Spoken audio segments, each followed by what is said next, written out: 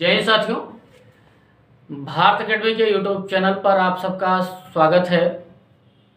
साथियों, आपने कभी सोचा है कि ट्रेन जो है वह रेलवे स्टेशन पे रुकती है, बस जो है वह बस स्टेशन पे, तो पानी वाली वह जहाज़ जो मालवाहक जहाज़ें होती हैं, जो सामान ढोने का काम करती हैं, वह जहाज़ें कहाँ रुकती हैं?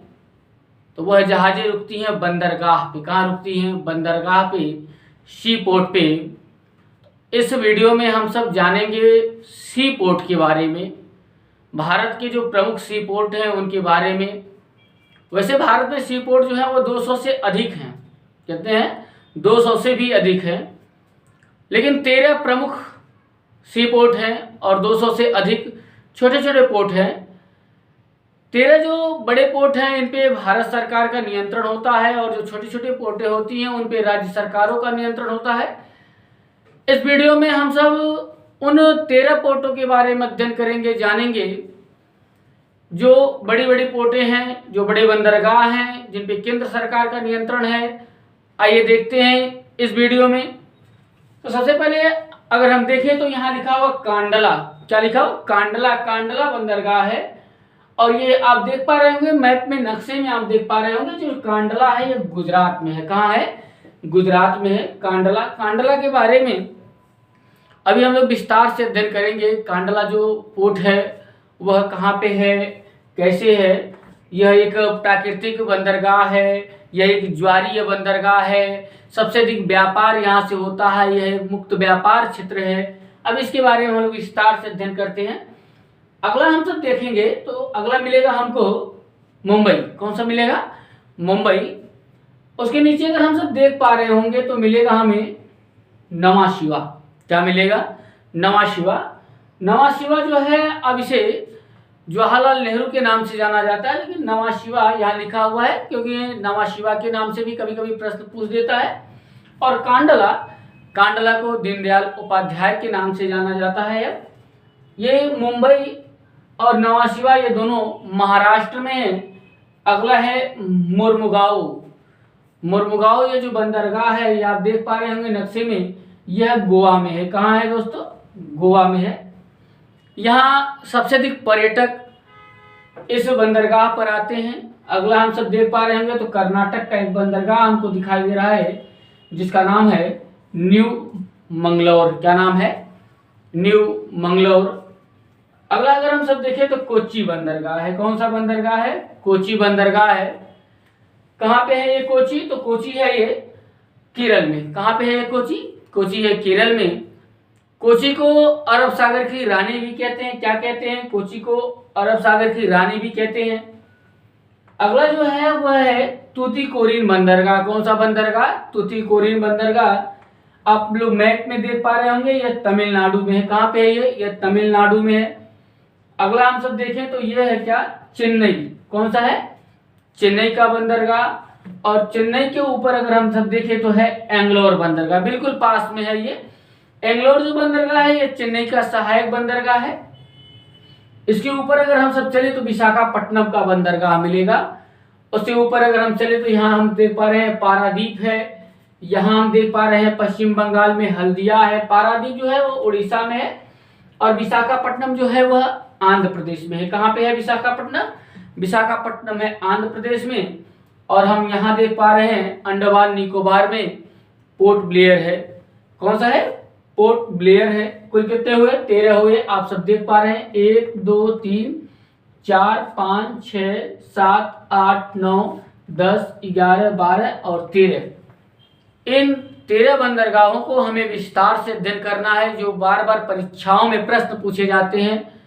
कौन सा बंदरगाह कृत्रिम बंदरगाह है, कौन प्राकृतिक है, कौन छोटा है, कौन बड़ा है, कौन गहरा है, इसके बारे में हम लोग इस वीडियो में विस्तार से अध्ययन करेंगे। इस वीडियो को देखने के बाद आपको बंदरगाह से संबंधित कोई भी प्रश्न किसी भी परीक्षा में आ जाए, विश्वास मानिए कि उस प्रश्न का आप उत्तर 100% देकर के आएंगे, वो भी सही। तो आइए देखते हैं। सबसे पहला अगर हम लिखा हुआ है कांडला। कौन सा बंदरगाह है? कांडला बंदरगाह है। कांडला कहाँ पे है? तो आप देख पा रहे होंगे यह कांडला है, कच्छ की खाड़ी यहाँ देख रहे हैं, तो यह बना हुआ कच्छ की खाड़ी। कहाँ है ये? तो यह है गुजरात में। कहाँ है? गुजरात में है।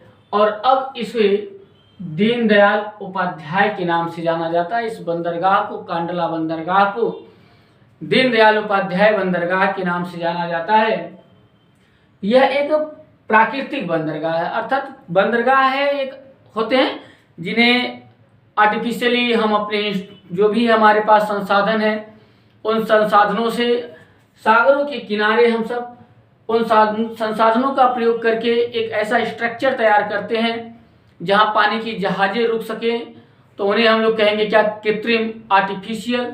लेकिन ऐसे जो बंदरगाह होते हैं जो प्रकृति ने इस प्रकार से, प्रकृति के द्वारा उस भूभाग को, उस स्थलाकृति को बनाया गया होता है कि जहां जो पानी की जहाजें होती हैं वो आप आकर के खड़ी हो जाएं, तो ऐसे बंदरगाह को प्राकृतिक बंदरगाह कहते हैं। जहां पानी की जहाज को खड़ी होने के लिए सब कुछ सुविधाएं प्रकृति के अनुसार अनुकूल हो, ऐसे बंदरगाह को प्राकृतिक बंदरगाह कहते हैं। तो ये कांडला का जो बंदरगाह है यह कैसा बंदरगाह है? तो यह बंदरगाह है क्या? प्राकृतिक बंदरगाह है। साथ ही साथ यह ज्वारीय बंदरगाह भी है। ज्वारीय बंदरगाह, जब समुद्र में ज्वार आते हैं, समुद्र में क्या आते हैं? ज्वार आते हैं। आपको वीडियो में पढ़ाया जाएगा कि ज्वार का मतलब होता है जब समुद्र का जो पानी है सामान्य से अधिक ऊंचा हो जाता है, तो उसी को हम लोग ज्वार कहते हैं, जो कि सूर्य चंद्रमा के आकर्षण बल के कारण और पृथ्वी के अपकेंद्री बल के कारण आते हैं। ऐसे जो ज्वार आते हैं, ज्वार आने के कारण यहाँ का जो पानी है यह ऊपर और नीचे होता रहता है। यहाँ का पानी, जल स्तर जो है, कांडला में जो जल स्तर है ये ऊपर और नीचे होता रहता है, इसीलिए इसको ज्वारीय बंदरगाह भी कहते हैं। यह बंदरगाह, इस बंदरगाह से सबसे अधिक भारत में व्यापार होता है। इस बंदरगाह से व्यापार होता है, कारण है आप सब जानते हैं, यहाँ गुजरात है जो समुद्र से लगा हुआ है। ये जो पूरा राजस्थान का एरिया है ये बहुत अधिक, यहाँ पे हमें खनिज मिलती हैं, जिन खनिजों को जो है भारत से निर्यात किया जाता है। आप सब जानते हैं आज वर्तमान में भारत के अयोध्या में श्री राम मंदिर बन रहा है, और उस राम मंदिर में भी जो पत्थर प्रयोग किए जा रहे हैं वह बंसी पहाड़ी के पत्थर हैं, और वो भी राजस्थान से आ रहे हैं। तो इसी प्रकार के कुछ प्राकृतिक संसाधन जो प्रकृति ने हम भारतवासियों को दिया है, भारत में दिया है, इन्हीं संसाधनों को इस कांडला बंदरगाह से निर्यात किया जाता है, जो भारत के लिए एक हम कह सकते हैं प्राकृतिक संपदा है, प्रकृति ने हमें दिया है। अगला अगर हम सब देखें तो कांडला बंदरगाह का जो प्रशासन है ये कांडला पोर्ट ट्रस्ट के द्वारा किया जाता है। किसके द्वारा? कांडला पोर्ट ट्रस्ट के द्वारा किया जाता है। साथ ही साथ कांडला पोर्ट ट्रस्ट के द्वारा किया जाता है।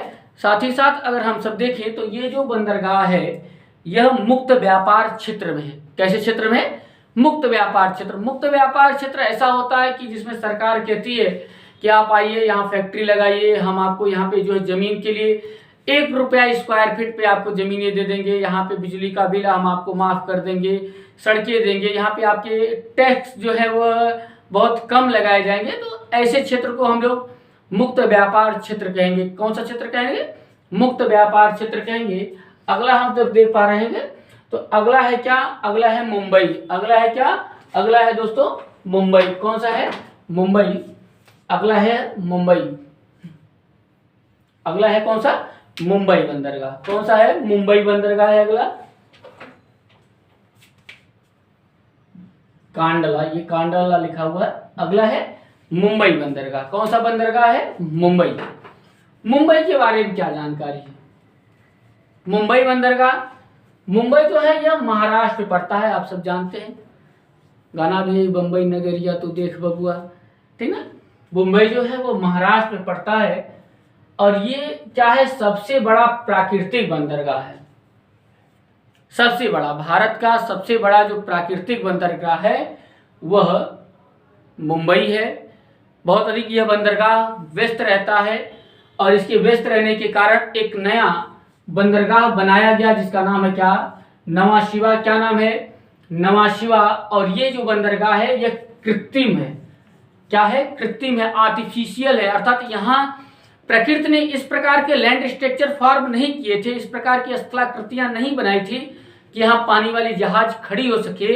लेकिन हमने क्या किया, जब हमारे बंबई के बंदरगाह पर जब बहुत अधिक क्या हो गया, रश हो गया, बहुत अधिक भीड़ हो गई, तब हमने एक बंबई बंदरगाह के बगल में ही एक नया बंदरगाह बना दिया जिसका नाम है क्या, नवाशिवा। और इसी बाद में इसका नाम बदला गया और अभी इस नवाशिवा को हम सब जवाहरलाल नेहरू के नाम से जानते हैं। किसके नाम से जानते हैं?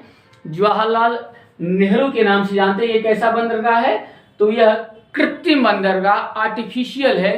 क्यों इसे बनाया गया? तो ये इसे बनाया गया बंबई पे जो भीड़ थी उसको कम करने के लिए बनाया गया। और यह भारत का सबसे आधुनिक बंदरगाह है। कैसा बंदरगाह है दोस्तों? यह भारत का सबसे आधुनिक बंदरगाह है। कौन सा बंदरगाह? नवाशिवा। ये आधुनिक तकनीकी से क्या है, सुसज्जित है, लैस है।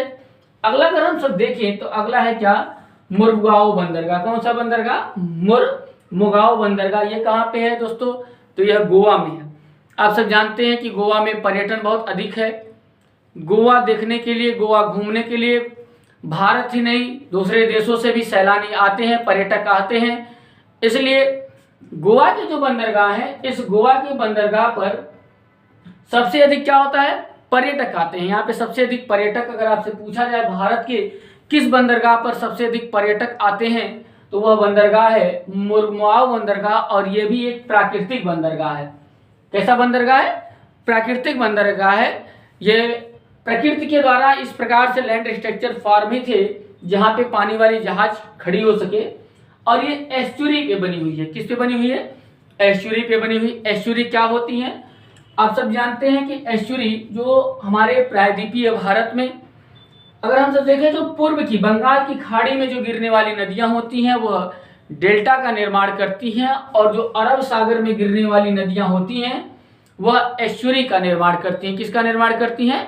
एस्चुरी का निर्माण करती है। तो ये जो बंदरगाह है ये ऐसे जगह पे है जहां नदियां एस्चुरी का निर्माण करती हैं। कौन सा बंदरगाह? मुरमुगाओ बंदरगाह। मुरमुगाओ बंदरगाह क्या है? प्राकृतिक बंदरगाह है और ये एस्चुरी पे बना हुआ है। किस पे बना हुआ है? एस्चुरी पे बना हुआ है। अगला यदि हम सब देखें तो अगला हम सब देख पा रहे हैं न्यू मंगलोर। क्या लिखा हुआ है? न्यू मंगलोर। अगर हम सब नक्शे में देखें तो ये बिल्कुल देखिए एकदम कर्नाटक में, यहाँ पे कर्नाटक पे है न्यू मंगलोर। कहाँ पे? कर्नाटक पे। और ये भी क्या है? ये भी प्राकृतिक है। क्या है ये भी प्राकृतिक है। अगला हम सब देखें तो अगला देख पा रहे हैं कोच्चि बंदरगाह। कौन सा बंदरगाह? कोच्चि बंदरगाह। कोच्चि कहाँ पे है? तो कोच्चि केरल में है। कहाँ पे है? केरल में है। और इस बंदरगाह को क्या कहते हैं? तो इस बंदरगाह को अरब सागर की रानी के नाम से जाना जाता है। किसके नाम से जाना जाता है? अरब सागर की रानी के नाम से। और भी बंदरगाहों को, अगला जो हमारा बंदरगाह है वो है तूतीकोरिन। कौन सा बंदरगाह है? अगला बंदरगाह है तूतीकोरिन। और तूतीकोरिन कहाँ पे है? तो तूतीकोरिन है कहाँ? तमिलनाडु में। इसकी क्या विशेषता है? तूतीकोरिन बंदरगाह की क्या विशेषता है? तो यह प्राकृतिक है। क्या है? प्राकृतिक है। हम बता चुके हैं आपको कि प्राकृतिक कौन? प्राकृतिक मतलब जहां ऐसा लैंड स्ट्रक्चर, ऐसी अवसंरचनाएं बनी ही हो कि वहां पानी की जहाज खड़ी हो सके, वह प्राकृतिक। और कृत्रिम, जहां पे बनाई जाए, ऐसी अवसंरचना बनाई जाए जहां पे नाव, पानी की नाव आके खड़ी हो जाए, वह कृत्रिम अर्थात आर्टिफिशियल। ये क्या है? ये सबसे कम गहरा है। कौन सबसे कम गहरा है? तूतीकोरिन जो बंदरगाह है यह तमिलनाडु में है, प्राकृतिक है और क्या है? यह सबसे कम गहरा है। अगला अगर हम सब देखें तो वो है क्या? चेन्नई। चेन्नई जो बंदरगाह है यह भारत का, देखा जाए तो क्या है? सबसे पुराना कृत्रिम बंदरगाह है। कैसा बंदरगाह है? सबसे पुराना कृत्रिम बंदरगाह कौन सा है? तो वह है क्या? चेन्नई का बंदरगाह, जो कि कहाँ पे है? तमिलनाडु में है। अगला देखिए एन्नौर बंदरगाह। एन्नौर भी तमिलनाडु में। एन्नौर चेन्नई का एक प्रकार का सहायक बंदरगाह है। आप सब देख पा रहे होंगे यहाँ पे चेन्नई है और यहाँ पे एंगलोर है। यहाँ बताया जाए थोड़ी देर पहले तूतीकोरिन। कहाँ? तूतीकोरिन यहाँ पे है। आप सब नक्शे में देख पा रहे होंगे तमिलनाडु में है। चेन्नई ये भी तमिलनाडु में है। एंगलोर ये भी कहाँ पे है? तमिलनाडु में है। चेन्नई और एंगलोर को आप बिल्कुल पास में देख रहे होंगे। एंगलोर जो बंदरगाह है ये चेन्नई का क्या है, सहायक बंदरगाह है। क्या है, चेन्नई का ये सहायक बंदरगाह है। यह निगम आधारित है। निगम आधारित मतलब ये कॉर्पोरेट बेस है। कॉर्पोरेट जैसे सरकार बनाई किसी पोर्ट को, और पोर्ट को बनाने के बाद किसी कॉर्पोरेट को दे दी कि हमको जो है इतना रुपया आप देते रहिएगा, इसका प्रशासन एडमिनिस्ट्रेशन आप अपने स्तर से कीजिए। तो ये अगर हम सब बंदरगाह देखिए, कौन सा बंदरगाह, एग्नोर बंदरगाह, तो यह भारत का पहला क्या है, निगम आधारित फर्स्ट कॉर्पोरेट बेस ये जो है क्या है, पोर्ट है। कौन सा पोर्ट, एंगलोर पोर्ट। अगला अगर हम सब देखें तो अगला है दोस्तों विशाखापट्टनम। अगला कौन सा है, अगला है विशाखापट्टनम। विशाखापट्टनम कहाँ पे है, तो विशाखापट्टनम है आंध्र प्रदेश में। कहाँ पे है विशाखापट्टनम, विशाखापट्टनम है आंध्र प्रदेश में। जो हम नक्शे में देख पा रहे हैं कहाँ पे, यहाँ पे अगर आप सब देखें तो हम सब देख पा रहे हैं विशाखापट्टनम को। और विशाखापट्टनम की क्या विशेषता है, तो विशाखापट्टनम की विशेषता है कि सबसे यह गहरा है। सबसे कम गहरा कौन सा है, तो आप देख पा रहे हैं सबसे कम गहरा है तूतीकोरिन। सबसे कम गहरा है तूतीकोरिन। और सबसे ज्यादा कौन गहरा है, तो वह है विशाखापट्टनम। कौन है, विशाखापट्टनम। अगला यदि हम सब देखें तो वह है पारादीप। कौन सा है, पारादीप बंदरगाह है। पारादीप बंदरगाह कहाँ पे है, तो पारादीप बंदरगाह है कहाँ पे, उड़ीसा में। कहाँ पे है, उड़ीसा में। और ये प्राकृतिक है। क्या है, यह प्राकृतिक बंदरगाह है, नेचुरल ये पोर्ट है। और यहाँ से चावल का क्या किया जाता है, निर्यात बड़े स्तर पर कहा जाता है, किया जाता है। इसलिए यह चावल के निर्यात के लिए भी क्या है, प्रसिद्ध है। पारादीप जो बंदरगाह है चावल के निर्यात के लिए प्रसिद्ध है। अगला यदि हम सब देखें तो हल्दिया। हल्दिया जो है ये पश्चिम बंगाल में है। और किस नदी के मुहाने पे है, तो यह हुगली नदी पे है। किस नदी पे है, हुगली नदी पे है कौन, हल्दिया। यदि हम सब अगला देखें तो अगला है पोर्ट ब्लेयर। अगला है क्या, पोर्ट ब्लेयर। और पोर्ट ब्लेयर कहाँ पे है, तो अंडमान निकोबार में है। कहाँ पे है, अंडमान निकोबार में है। यह भारत का सबसे बाद में बना हुआ बंदरगाह है। यह सबसे बाद में बना हुआ बंदरगाह है। और क्या है, सबसे छोटा है। यह भी क्या है, प्राकृतिक है। यह भी क्या है, प्राकृतिक है। तो हमने इस वीडियो में क्या देखा, क्या पढ़ा, बंदरगाहों के बारे में पढ़ा। 13 प्रमुख बंदरगाहों के बारे में पढ़ा। कितने प्रमुख, 13 प्रमुख बंदरगाहों के बारे में हम सबने इसमें अध्ययन किया।